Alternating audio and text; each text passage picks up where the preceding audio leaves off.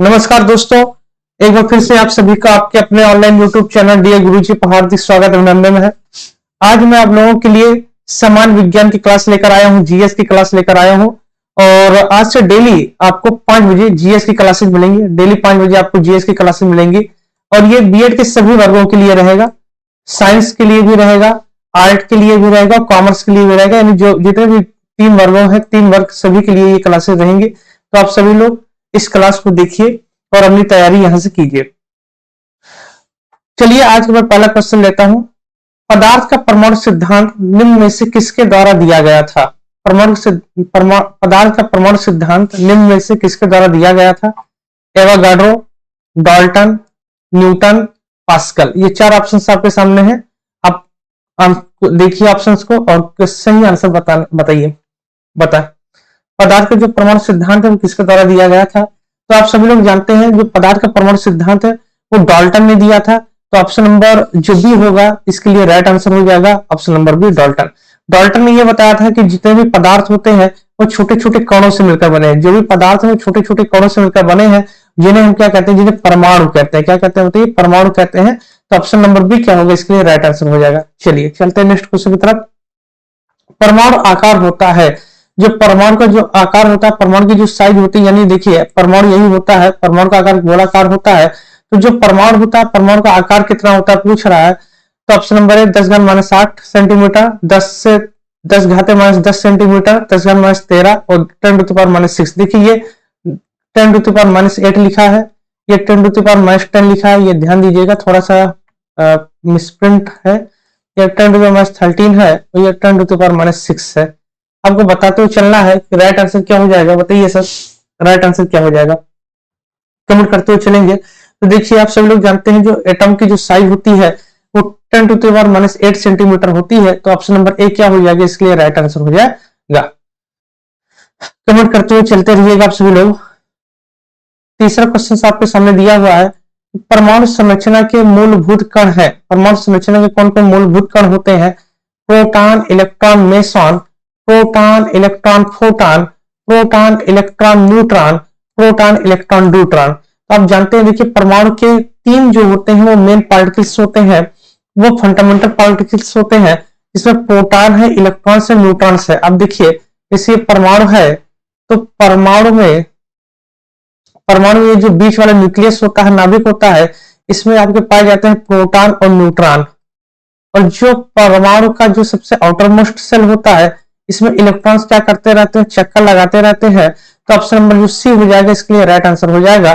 चलिए कमेंट करते हुए चलिए आप सभी लोग। चलते हैं नेक्स्ट क्वेश्चन की तरफ। क्वेश्चन कह रहा है नाभिक के आकार की माप क्या होती है? नाभिक, देखिए नाभिक पूछ रहा है, इसलिए परमाणु है और मैंने बताया था परमाणु का जो बीच वाला भाग होता है वो क्या होता है? परमाणु के बीच वाला भाग ये आपका नाभिक होता है। तो कह रहा है नाभिक का आकार क्या होता है, यानी नाभिक के आकार को किसमें मापते हैं? AMU, angstrom, centimetre, Fermi. बताते हुए चलिए राइट आंसर क्या हो जाएगा? एक बार कमेंट करते हुए चलिए सभी लोग, राइट आंसर क्या हो जाएगा?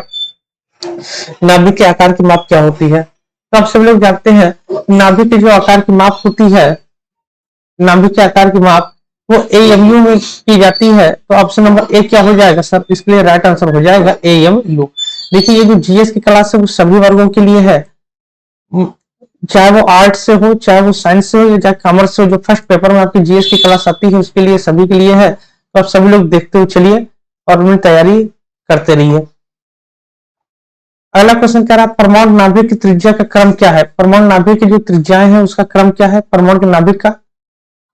10⁻10, 10⁻13, 10⁻15, 10⁻8। तो वही रिपीटेड क्वेश्चन आ गया है। कमेंट करते चलेंगे, बताते हुए चलेंगे परमाणु के नाभिक का आकार कितना होता है। देखिए परमाणु के उसमें, देखिए उसमें परमाणु की नाप पूछा था, इसमें परमाणु की त्रिज्या पूछा है। तो परमाणु की जो रेडियस होती है वो 10⁻13 सेंटीमीटर होती है। तो ऑप्शन नंबर बी क्या हो जाएगा सर? राइट आंसर हो जाएगा ऑप्शन नंबर बी, 10⁻13 सेंटीमीटर। चलिए नेक्स्ट क्वेश्चन तरफ चलते हैं। और एक परमाणु के नाभिक में होते हैं, देखिए परमाणु के नाभिक में क्या होता है? बहुत ही सरल सा क्वेश्चन, आप सब लोग जानते होंगे, प्रोटॉन, न्यूट्रॉन, प्रोटॉन और न्यूट्रॉन, इलेक्ट्रॉन, प्रोटॉन और न्यूट्रॉन। अभी मैंने आपको बताया, आप सब लोग कमेंट करते हो चलिए। बहुत ही इजी सा क्वेश्चन है कि परमाणु के नाभिक में क्या होते हैं। तो आप सभी लोग जानते हैं परमाणु के नाभिक में जो होता है वो प्रोटॉन और न्यूट्रॉन होता है, और इलेक्ट्रॉन्स क्या करते हैं, उसके चारों तरफ चक्कर लगाते रहते हैं। तो ऑप्शन नंबर जो सी हो जाएगा सर, वो क्या हो जाएगा बताइए, राइट आंसर हो जाएगा। चलिए नेक्स्ट क्वेश्चन तरफ चलते हैं। पहला क्वेश्चन क्या रहा है, निम्नलिखित में से कौन न्यूक्लियन नहीं है, कौन न्यूक्लियन नहीं है। देखिए न्यूक्लियन मतलब ये होता है कि प्रोटॉन, इलेक्ट्रॉन और न्यूट्रॉन, ये तीन जो होते हैं वो परमाणु के नाभिक में पाए जाते हैं, परमाणु में पाए जाते हैं, इसको न्यूक्लियन कहते हैं। और कह रहा है निम्नलिखित में से कौन न्यूक्लियन नहीं है। ठीक, तो अब आपको तो आइडिया आ ही गया होगा कि राइट आंसर क्या हो जाएगा इसके लिए, बताते हुए चलिएगा राइट आंसर क्या हो जाएगा। निम्नलिखित में से कौन न्यूक्लियन नहीं है, निम्नलिखित में से कौन न्यूक्लियन नहीं है। देखिए मैंने बताया आपको न्यूक्लियन, एक बार ध्यान से समझते हुए चलिएगा। देखिए न्यूक्लियन मतलब क्या होता है कि नाभिक, न्यूक्लियस से न्यूक्लियन बना है, और नाभिक में आपको क्या पाए जाते हैं बताइए, प्रोटॉन पाए जाते हैं, और क्या पाए जाते हैं बताइए, न्यूट्रॉन पाए जाते हैं। तो जो इलेक्ट्रॉन्स होता है वो क्या करता रहता है बताइए, वो बाहरी कक्षाओं में चक्कर लगाता रहता है। ठीक, तो पॉजिट्रॉन ये अस्थायी कण होते हैं, इससे कोई मतलब नहीं है हमारा। प्रोटॉन तो पाया ही जाता है, और क्या पाया जाता है बताइए, न्यूट्रॉन पाया जाता है, जबकि इलेक्ट्रॉन्स नहीं पाए जाते हैं। तो ऑप्शन नंबर जो बी हो जाएगा वो क्या हो जाएगा बताइए, राइट आंसर हो जाएगा।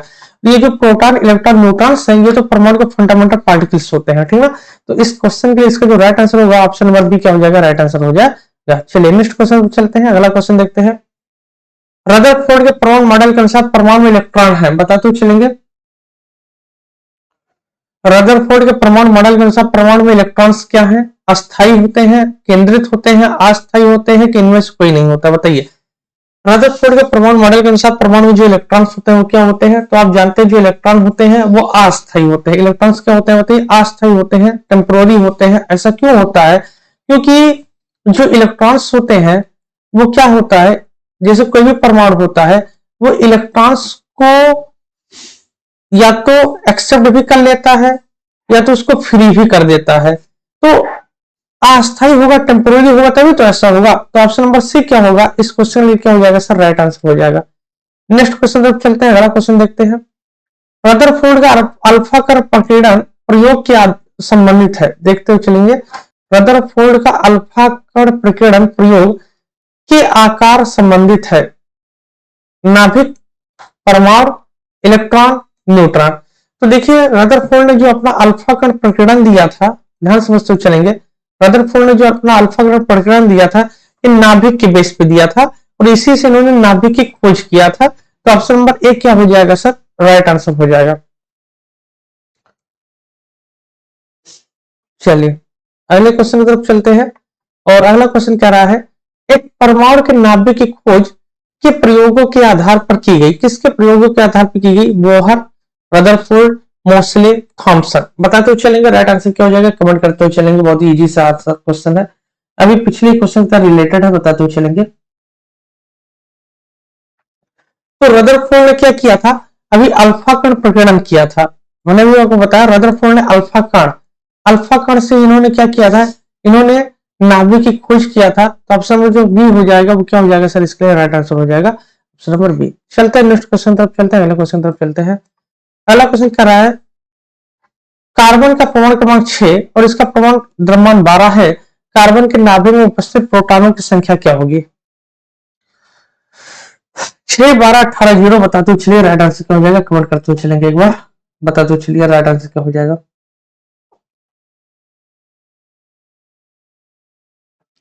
देखिए परमाणु क्रमांक को जेड से लिखते हैं, जेड बराबर कितना दिया है, 6 दिया है, ठीक है। तो प्रोटॉन की संख्या पूछा है, तो जेड बराबर पी होता है, तो जितने जेड होगा उतने पी होगा। तो जेड भी 6 है, तो पी भी क्या हो जाएगा, 6 हो जाएगा। तो ऑप्शन नंबर ए क्या हो जाएगा सर, इसके लिए राइट आंसर हो जाएगा पी फॉर प्रोटॉन, तो जेड फॉर परमाणु क्रमांक होता है, जेड फॉर, ठीक। तो ऑप्शन नंबर ए क्या हो जाएगा, राइट आंसर हो जाएगा ऑप्शन नंबर ए। चलिए नेक्स्ट क्वेश्चन तरफ चलते हैं। अगला क्वेश्चन कर रहा है, जब हीलियम परमाणु इलेक्ट्रॉन का त्याग करता है तब क्या बनता है। बहुत ही सरल सा क्वेश्चन है, जब हीलियम परमाणु इलेक्ट्रॉन का त्याग करता है तब क्या बनता है। देखिए हीलियम है He, जब इलेक्ट्रॉन को त्यागेगा तो देखिए कोई भी परमाणु, हीलियम ही नहीं कोई भी परमाणु जब वो इलेक्ट्रॉन को त्यागेगा, इलेक्ट्रॉन को लूज करेगा, तब हमेशा धनावेशित आयन आएगा, तो धनावेशित हीलियम आयन बनता है। तो ऑप्शन नंबर जो बी हो जाएगा वो क्या हो जाएगा सर, राइट आंसर हो जाएगा। क्लियर? एक बार आप सब लोग कमेंट करते हुए चलते रहे के लिए क्या आंसर हो रहा है, क्या राइट आंसर हो रहा है, और आप यहां से अपनी तैयारी अच्छे से करते रहिए। चलते हैं अगले क्वेश्चन की तरफ। निम्नलिखित में से कौन ऋणावेशित कण है? कौन ऋणावेशित है?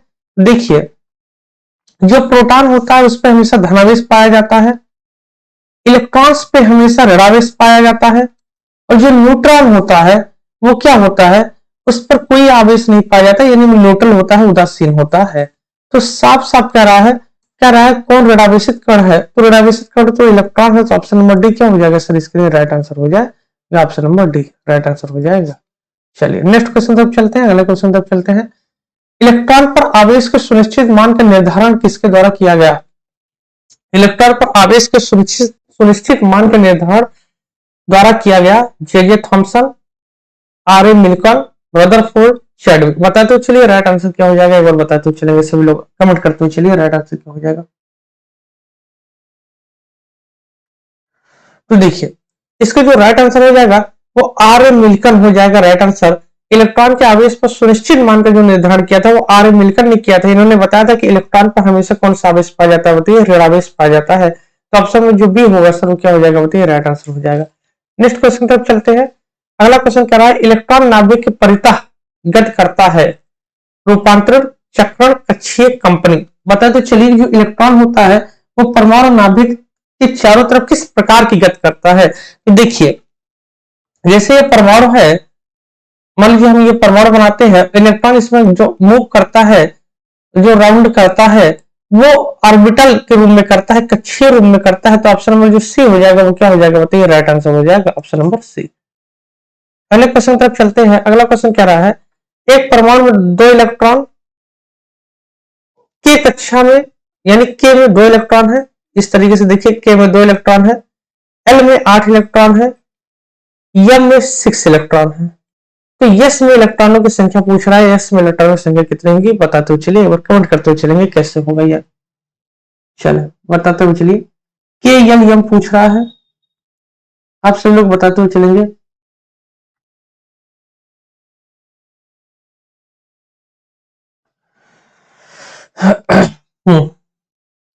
देखिए के में 2 इलेक्ट्रॉन है, यल में 8 इलेक्ट्रॉन है, एम में 6 इलेक्ट्रॉन है, यस में कितने इलेक्ट्रॉन होंगे? तो यस में जो इलेक्ट्रॉनों की संख्या होती है वो यम के इलेक्ट्रॉनों के बराबर होती है, तो यस में भी कितने इलेक्ट्रॉन होंगे बताइए, 6 इलेक्ट्रॉन होंगे। तो यम में इलेक्ट्रॉनों की संख्या, यस में इलेक्ट्रॉनों की संख्या कितनी हो जाएगी बताइए, 6 हो जाएगी। तो ऑप्शन नंबर जो ए होगा वो क्या हो जाएगा बताइए, राइट आंसर हो जाएगा।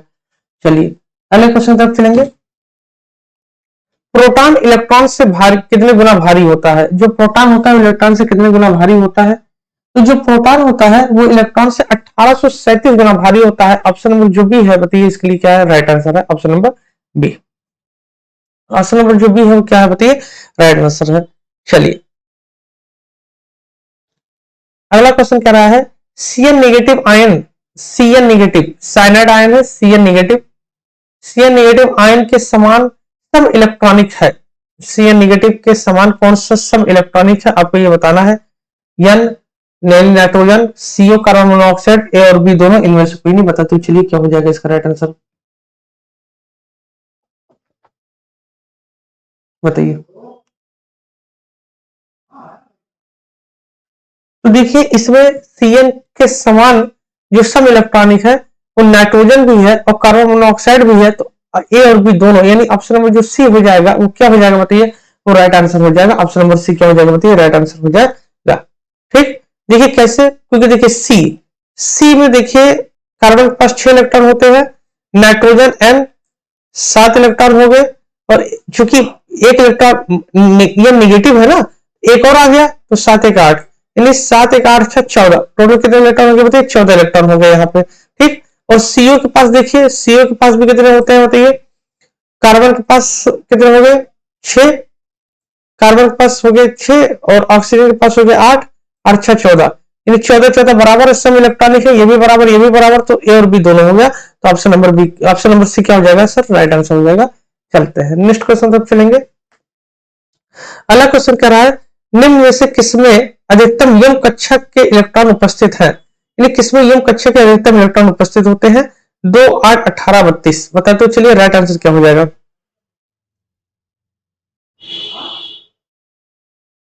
बताते बताइए। देखिए यम कक्षा कह रहा है, यम कक्षा में इलेक्ट्रॉनों की अधिकतम संख्या कितनी होती है? तो एक सूत्र होता है 2n स्क्वायर, और टू यम यम जो क्रम है वो तीसरे स्थान पे आएगा, तो 3 का स्क्वायर हो जाएगा, तो 2 और 3 का स्क्वायर 9 और 9 दूनी 18। तो यम में जो अधिकतम इलेक्ट्रॉनों की संख्या होती है वो क्या होती है? 18 होती है। देखिए ऐसे होता है के एल एम और एस, इस तरीके से होता है। तो जो यम है वो क्या है? वो तीसरे नंबर पे है। ध्यान समझिएगा, जो यम है वो कितने कितने किस पे बताइए? तीसरे पे है। तो 2n स्क्वायर हो गया, ठीक ना? तो 2 और n यानी 3 का स्क्वायर हो जाएगा, बस 18 आ जाएगा। तो ऑप्शन में जो सी होगा वो क्या हो जाएगा बताइए? राइट आंसर हो जाएगा। चलिए नेक्स्ट क्वेश्चन तरफ चलते हैं। अगला क्वेश्चन क्या रहा है?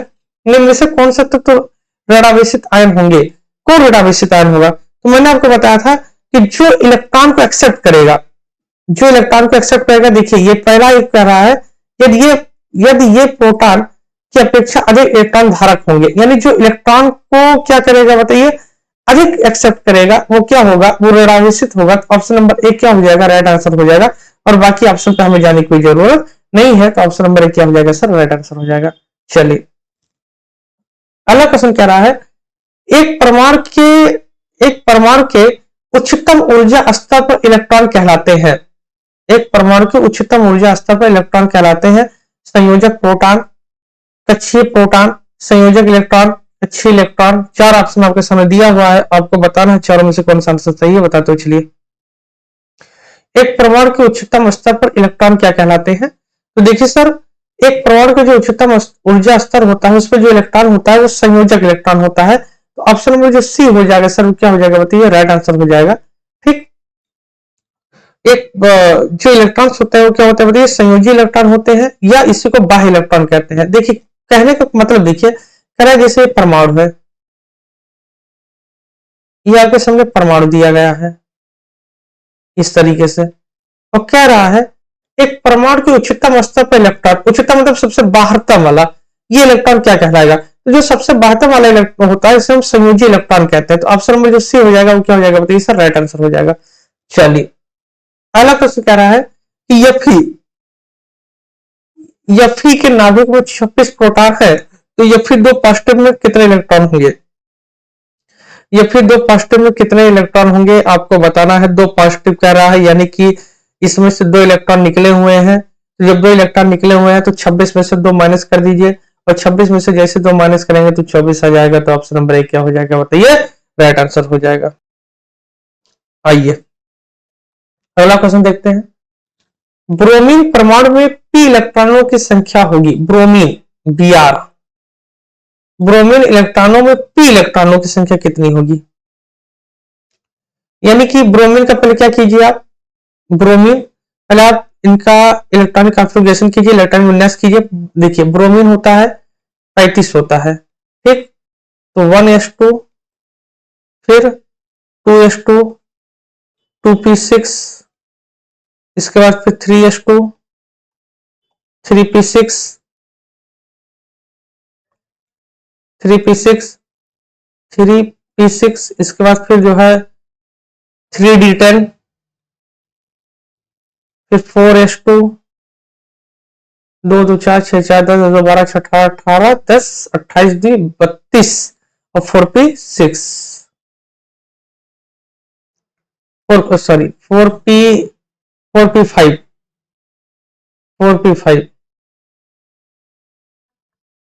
2 2 4 6 4 10 2 12 6 18 18 10 28 28 2 30 30 5 35 4p5 तो कह रहा कुल पी इलेक्ट्रॉनों में, यानी पी में जितने जितने इलेक्ट्रॉन है उसमें आपको बताना है कितने इलेक्ट्रॉन्स है पी में। तो देखिए एक पी में 6 इलेक्ट्रॉन्स है, दूसरे वाले में भी 6 इलेक्ट्रॉन्स है, तीसरे वाले में 5 इलेक्ट्रॉन्स है। तो 6 6 12 12 5 17। तो ऑप्शन नंबर डी क्या हो जाएगा बताइए? राइट आंसर हो जाएगा। देखिए यहाँ पे भी पी में कितने इलेक्ट्रॉन्स है? 6। यहाँ पे पी में कितने इलेक्ट्रॉन्स है? देखिए 6 6 6 12, और यहाँ पे कितने हैं? 5 6 6 12 12 5 17। ऑप्शन नंबर डी क्या हो जाएगा सर? राइट आंसर हो जाएगा। चलो अगले क्वेश्चन तक चलेंगे। निम्न में से अधिकतम द्रव्यमान किसका होगा? किसका द्रव्यमान अधिकतम होगा? देखिए पूछ रहा है किसका द्रव्यमान अधिकतम होगा? इलेक्ट्रॉन्स, प्रोटॉन्स, न्यूट्रॉन्स और हाइड्रोजन नाभिक। आपको बताते हुए चलना है। राइट आंसर क्या हो जाएगा? अब क्वेश्चन नंबर 24 बताते हुए चलिए।